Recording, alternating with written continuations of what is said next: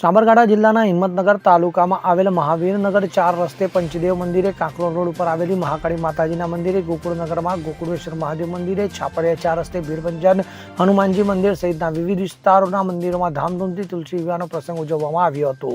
તો હિંમતનગર તાલુકાના પંચદેવ મંદિરની બાજુમાં મહાકાળી મંદિરના પરિસરમાં અને ગોકુળેશ્વર મહાદેવ મંદિર પરિસરમાં યજમાનોના હસ્તે ગણેશ સ્થાપન, ગ્રહ શાંતિ, મામેરું, વરઘોડો, હસ્તમેળાપ અને કન્યા વિદાયના પ્રસંગોની વાદ્ય ગાજતે ઢોલ નગારા અને ફટાડા સાથે તુલસી વિવાહનો પ્રસંગ યોજાયો હતો. તો હિંમતનગરના છાપરિયા 4 રસ્તે ભીડભંજન હનુમાનજી મંદિરે ગોપાલ ભંજન મંડળ દ્વારા તુલસી વિવાહનો સુપ્રસંગ મંગળવાર રાત્રે યોજવામાં આવ્યો હતો. તો તુલસી વિવાહના ઠાકોરજીના દાતા કચ્છી સોસાયટીમાં રહેતા પ્રવીણભાઈ નાથાલાલ ચોપડા હતા, જ્યારે કન્યા પક્ષના દાતા ગંગાબેન પરમારનો પરિવાર રહ્યો હતો. તો કચ્છી સોસાયટીમાંથી વાદ્ય ગાજતે વરઘોડા સાથે ભજન મંડળની બહેનો વરઘોડા લઈને ભીડભંજન હનુમાનજી મંદિર પહોંચ્યા હતા, જ્યાં દર વર્ષની જેમ આ વર્ષે પણ શાસ્ત્રોક્ત વિધિ પ્રમાણે લગ્ન વિધિ શાસ્ત્રી અનિલકુમાર જોશી દ્વારા કરવામાં આવી હતી.